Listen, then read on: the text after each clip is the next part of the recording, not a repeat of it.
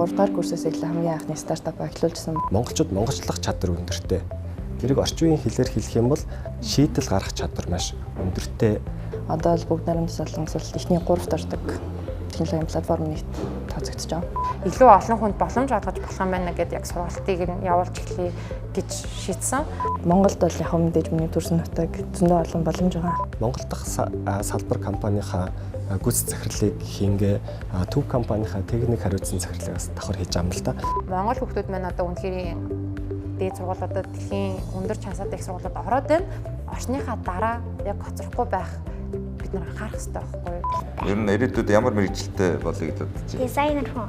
Дизайнер хүн болъё гэж байна те. Тэгээ дизайнер болоход одоо үзэж байгаа энэ програмын энэ scratch хэлэн бусад юмнуудаас хэрэг болно гэж бодож байгаа юм. Бодож байгаа.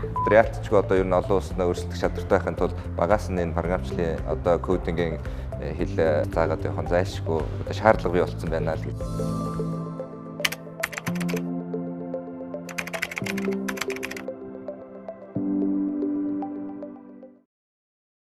Манайх хамгийн анх үүсгэн байгуулагдсан нь бол Нью-Йорк хотод 2015 онд үүсгэн байгуулагдсан.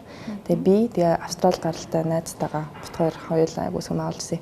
Тэгээ эхэндээ бол мэдээж 2 хүнтэй хүн хүч дутуу учраас эхний ээлжинд зөвхөн нөгөө стартапуудад эсвэл том институт засгийн газруудад яаж инновац хийдэг, дизайн тинкинг гэж юу юм, ямар төрлийн нөгөө best case-уд гарах уу, тэр болгоныг нь хийж өгдөг гэсэн. Тэгээ хамгийн ихний клиентуудын маань нэг нь болохоор Barclays банк байлаа. Английн. Тэгээд тэдний бол нөгөө 4 газар финтекийн стартапын акселератор буюу хурцгууртай байдаг. Нэг нь Нью-Йоркод, Лондон, тэгээд Тель Авив, Кейптаун гэх 4 газар. Тэгээд Нью-Йоркийн тэр юм бол 10 стартапыг сонгож авдаг. Тэгээд тэнд нь бид нар нөгөө 10-аас нь 6-ад нь бид нар зөвлөгөө үйлчлэл явуулдаг гэсэн. Ерөнхийдөө прототипаас эхлүүлээд test case, traction records, тэгээд хөрөнгөө яаж усахыг, хөрөнгө оруулагч нартай ямар pitch өгөх ёстой энэ тэр болгон дээр нь ажилладаг гэсэн л. Тэгээд энэ хаанаас гарч ирсэн бэ гэхээр би коллеж их сургууль бүгд нарийн солонгос улсын KAIST гэдэг шинжлэх ухааны технологийн институт гэж байдаг. Тэнд бол төгсөн. Тэгэхдээ 3 дугаар курсээс эхлээ хамгийн анхны стартап эхлүүлжсэн болохоор ингээд төгсөөд дараа нь ажил дээр гараад магистраа дуусгаад нэлээд хэдэн жилийн дараа ч гэсэн яг тэр нөгөө скил маань үлдсэн байсан. Өөрөө яг бүр хөрөнгө босгохоос юу ч авахгүйгээсээ сурах хүртлээр ажиллаж үзсэн болохоор тэр болгонороо туршлага дээрээ тулгуурлаад ихний клиентуудад тэгж олдог гэж байгаа. Тэгэхээр манай нөгөө жилд маань болохоор бүгд нарийн солонгос улстай. Сөүл хатагт манай офистай 15 орчим залуучууд ажилладаг. Хөгжүүлэгч нар маань тэнд байдаг технологийн. Яагаад тэгэхээр нэгдүгээрт нөгөө төгсөн сургуулаараа дамжуулаад манай network дотор маань чадамжтай хүүхдүүдийг бид нар өөрсдөө мэддэг болсон байна. Нөгөө хоёрдугаарт болохоор тухайн газрын нөгөө стартап экосистемийг бэлэн болсон. Би хэдийгээр юу тийм гадаад тэгээд бас эмхтэй хүн боловч тэнд очиод хангалттай хэмжээнд хөрөнгө босгоод ч юм уу ингээд боломжийн хэмжээнд өөрийнхөө бизнесийг боожуулах нөхцөл нь бүрдсэн байна л да. Тэгээ харьцангуй амар байна. Тэнд тэгээд тэнд явуулж байгаа үйл ажиллагааны чиглэлүүд маань бол хөрөнгө оруулалтын платформ байгаа. Peer to peer буюу ерөөсө 3 дахь тэгээд оролцохгүйгээр 2 хүн хоорондоо шууд барьцаа хөрөнгөөрөө тохиролцоод тэгээ богино хугацаанд зээлийн асуудлаа шийдэж болдог. Өндөр өгөөжтэй автоматжуулсан платформ. Тэрэн дээр бол бид нэр хэмэл аян ухаан, machine learning, deep learning ашиглаад хийсэн байна. Одоо л бүгд наримд солонгос улсад эхний 3-т ордог технологийн платформ нэгт тооцогдож байгаа. Хэмжээгээрээ тэгээд хурд дараа гэсэн үг шүү дээ. Тэгээ мэдээж хэрэг хөрөнгө оруулалтын менежментийн үйл ажиллагаа явуулдаг. Тэгээд чанаргүй актив бууд байна банкуудын. Тэр нь бол Монголд одоохондоо хууль эрх зүйн орчин байхгүй. Гэхдээ Солонгосны Америкт байдаг. Тэгэхээр тэрэн дээр бид нар яг хөрөнгөний зах зээлийн тоглолтуудыг хийдэг гэж болж байна. Тэгээд Монголд өнгөрсөн жилээс ер нь жоохон идэвхтэй ирлээ. Тэгээд StepTech тэгээд TrustChain гэдэг хоёр төслөөр илүү төлөв орж ирсэн. Тэгээд StepTech нь бол ерөнхийдөө зөвлөх зорилготой Монголын экосистем шийдвэр гаргаж төвчний хүмүүст, академик хүмүүст бүгдээрэнд нь яавал зөв экосистем гаргахгүй, инновацийг хаана яаж хийдийн тэрэн дээр TrustChain бол ер нь бол Монголын хөрөнгөний дүнгиж ингээд хөлд орох гэж байгаа хөрөнгөний зах зээл дээр нь технологийн суурьтай давхар финтекийн компани гэсэн үг. Орж ирээд илүү үр өгөөжтэй, илүү ардчилсан, илүү хүртээмжтэй санхүү бий болох зорилготой тийм хөрөнгө оруулалтын платформ бий болгосон байна. Одоо Step Group-ийн хувьд болохоор сая ярьлаа те Нью-Йоркт, Сөүлд, Улаанбаатарт офистай. Тэгээд ингээд 3 газар офистай байхад бол ер нь бэрхшээл их толорч гин үү? Магадгүй бас давуу байдлууд бас байна уу? Тийм. Бид нар яг уу мэдээж давуу биднэрт хэрэгтэй бизнес л учраас бид нарт өөр өгөөжтэй гэдэг үгнээс ингээ 3 газрыг сонгосон байна л да. Тэгээ Нью-Йоркод бол яагаад байдаг вэ гэхээр санхүүгийн төв болт юм байдаг. Wall Street тэгээ бүх төрлийн нөгөө хамгийн түрүүнд технологи нэвтрэхэд бол тэнд нэвтэрдэг хөрөнгө оруулагч нар, мэргэжлийн хөрөнгө оруулагч нар тэнд нэгж байдаг. Туршилт бол айгүй сайн явагддаг. Нөгөө талаар асар өндөр үнэтэй өндөр зардал татвартай байдаг. Ялангуяа залуу стартапын хувьд ингээ дөнгөж боочход бол хэцүү. Уул нь бол нөгөө стартапуудын их хүлгээ басан Silicon Valley маань хүртэл айгүй өндөр өртөгтэй болсон хүмүүс бүр амьдарч чадхаа. Одоо тэнд $100,000 цалинтай бараг ядуурлын төвшөнд тооцогдох хэмжээнд өндөр өртөгтэй болчиход байна л да. Тэгэхээр бид нарт нөгөө дахиад дөрвөлсэн нөгөө солонгостойгоо бол нөгөө хүний нөөц бололцоо дээрээс нь экосистем айгүй боломжийн бүрдсэн байгаа учраас нэг жишээ хэлгээд бүгд нарийн солонгос улсад шүү дээ. Би ингээ гадны хүн гэхдээ эмэгтэй CEO, эмэгтэй гүйцэтгэх захирал гэдэг утгаараа accredited venture capital буюу итгэмжлэгдсэн венчур сангаас би хөрөнгө босгох юм бол засгийн газар тэр нөгөө сертификатаа барьж очоод одоо SMEs and Startup Ministry гэж байдаг. Тэр нь болохоор жижиг дунд үйлдвэр стартапын яам гэж байгаа байхгүй. Зөвхөн яг тэр бүгдээ дэмжих зорилготой. Тэгэхээр тэнд хэрвээ би аваад өглөө гэхэд 5 дахин өсгсөн. Одоо миний анх босгосон хөрөнгийг 5 дахин матч хийгээд өгөх боломжтой. Тийм инсентив зөндөө байдаг. Энэ нь яаж байгаа гэхээр яг тухайн улсын бодлого л юм л да. Ажил хөдлөлийг бууруулах зорилготой, залуу хүмүүсийн утга учиртай ажил хийх сонирхолтой. Тэгээ ICT буюу Information Communication Technology бизнесээ дэмжих сонирхолтойгоор энэ төрлийн бизнесүүдийг аягүй санаар дэмжиж байна. Тэгэхээр тэнд ингээд боломжийн нөхцөл бололцоо бүх юм байна. Дээрээс нь бас network байна. Тэнд нөгөө сургууль төгссөн учраас хамт бизнес хийжсэн найзууд маань байна. Босгож исэн, зөвлөж исэн advisor-ууд маань. Монголд бол яг мэдээж миний төрсөн нутаг зөндөө олон боломж байгаа. Асуудал их байна гэхээр бид нэр яг entrepreneur ч юм уу энэ хүмүүсийн хувьд ингээд жоохон баярлаад байдаг байхгүй хийх юм их байгаа юм байна. Ингээд нөгөө solution гаргаж ирж болж байгаа юм байна гэдэг дээр хийх юм асар их байгаа. Тэгээд ер нь Монголдо ирсэн маа. Тэгээд сул тал гэх юм бол хэцүү. Нэгдүгээр цагийн дөрөв 3 газар баг удирдна гэхээр хэцүү. Бас солонгосыг дахиад сонгосон шалтгаан нь бол Монголдо ойрхон ганцхан цагийн зөрүүтэй байдаг болохоор харьцангуй боломжийн шууд нэслэгтэй өглөөний үйлчлэн дээрч оройн буцаад явчих боломжтой. Тэгээд нөгөө талаар хэлний бэрхшээл жоохон хэцүү л дээ. Ингээд 3 баг хоорондоо ойлголцож уулзалтгаад ингээд бүх юм онлайнаар явна. Тэгээд заримдаа үл ойлголцол гарна, заримдаа цагийн зөрөөнөөс ингээд юу гэдгийг жишээ нь татварын юу гэдгийг репорт хийхэд чинь хоцорчих жишээ нь ч юм уу те. Ингээд давхар ревю хийх тохиолдол зөндөө байдаг. Тэрэн дээр жоохон асуудал байна.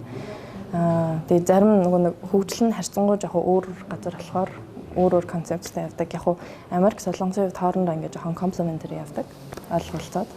Ингээ энд иймэрхүү байдаг юм. Ерөнхийн нэг стандарт нь дөхөв гэх юм уу? Тэгээ монголчин болохоор арай өөр хууль эрх зүйн угаасаа үндэс нь өөр. Тэгээ дөнгөж шинээр гарч ялангуяа санхүүгийн зохицол технологи, ICT талын хууль эрх зүйн орчин ч юм уу хүний нөөц гэж яхаар ингээд өөр гарч ирээд байна л та динамик нь. Гэхдээ сонирхолтой. Манай багийнхан бүгдээ айгу аз жаргалтай байдаг. Монголд яг одоо салбараа нэгэд жил хүрээг байгаа. Ааха. Яг одоо хамгийн их тулгамдж байгаа бэрхшээл нь юу вэ? За татвар гайгүй юм байна тийм. Татварал гайгүй. Тэгээ нөгөөдөөр зүгээр ер нь ингээд юу тийм хамаг систем нь автоматжааг болохоор цаас өрж наашин цаашаа айгуух гэдэг байхгүй.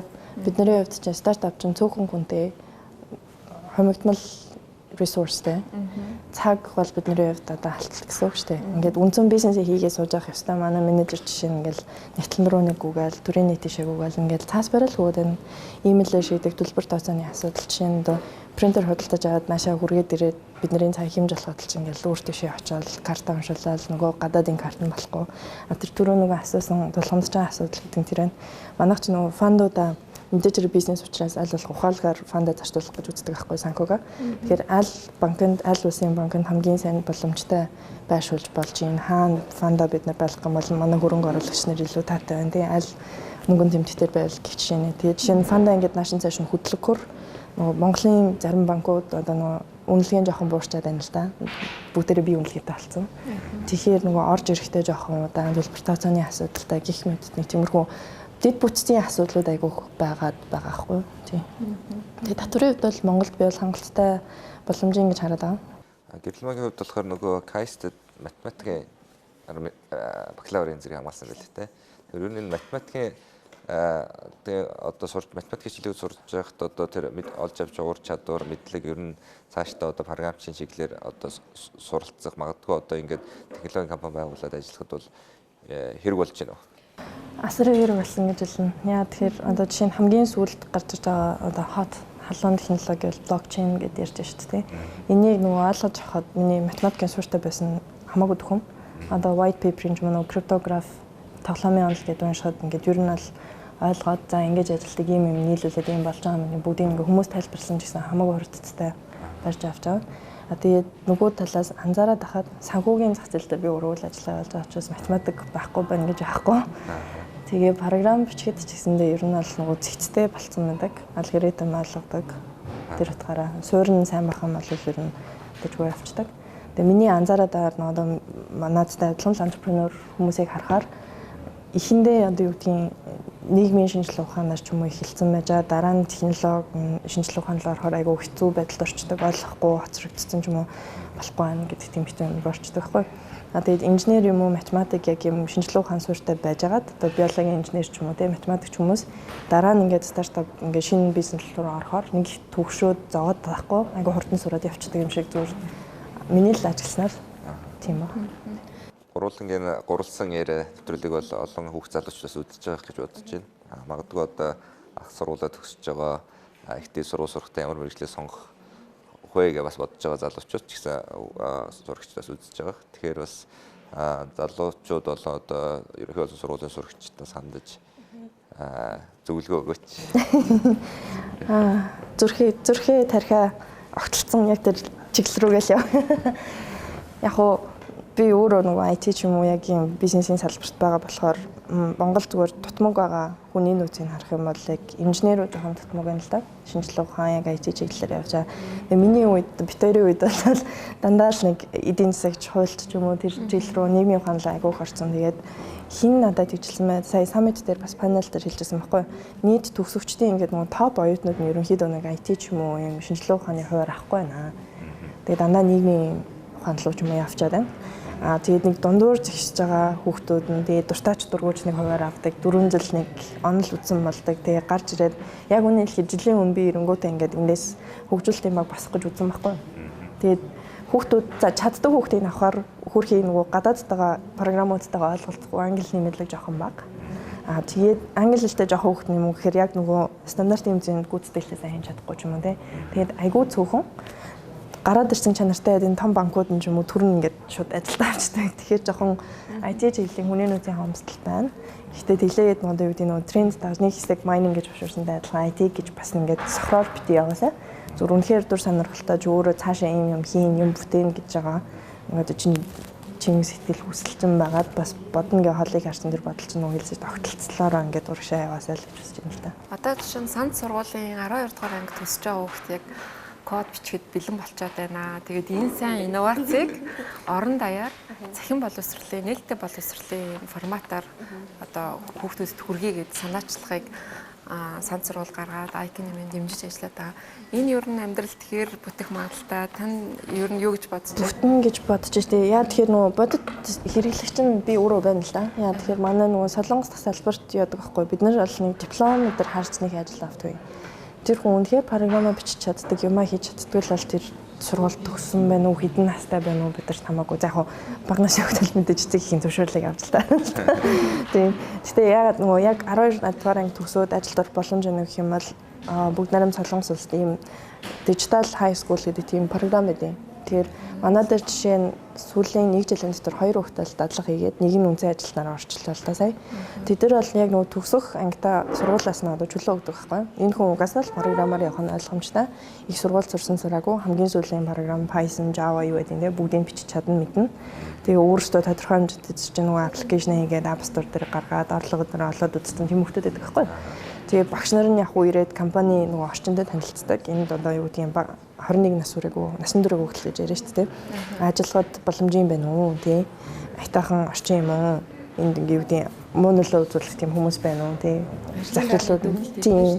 Дүнэлтэйгээ болж байна боломжийн гэж үзэх юм бол хүүхдүүдэд бид нартай гэрээгээд тэгээд дадлагчдаар авч ажиллуулаад тэр хүүхд нь болж байгаа юм бол яг ахлах сурвалж төсөөл угаасаа манайд ажилд ордог өөр компаниуд ч гэсэн юм хичээлээр авдаг байхгүй. Тий. Тэр бол миний бодлоор энэ бол гоё санаачлага юм. Тэгээд манайх ч гэсэн оролцоход дуртай болно. Түрүү хэлсэн тийм чадчихлаа бид нар нэг хэрэгтэй хэрэггүй их сургуулийн хавц диплом хэрэггүй. Бодож чадвар, хүн чанар тэр л бид нар хамгийн чухал. За баярлалаа. Амжилт хүсье. Баярлалаа.